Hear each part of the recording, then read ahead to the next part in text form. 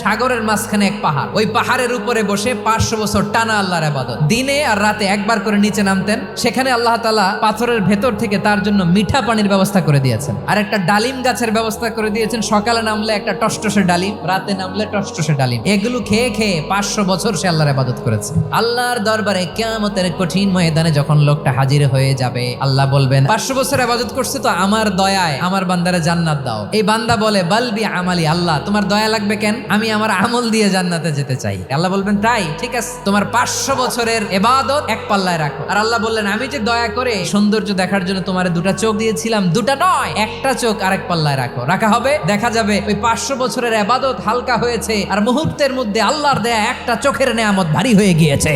ফলাফল দেখো, হিসাব বলে তুমি এখন জাহান্নামে যাবা, যাও এবার জাহান্নামে যাও। এবার লোকটা কাচুমাচু করে বলে আল্লাহ এবার আমি বুঝতে পেরেছি তোমার দয়া ছাড়া দুনিয়ায় কেউ জান্নাতে যেতে পারবে না।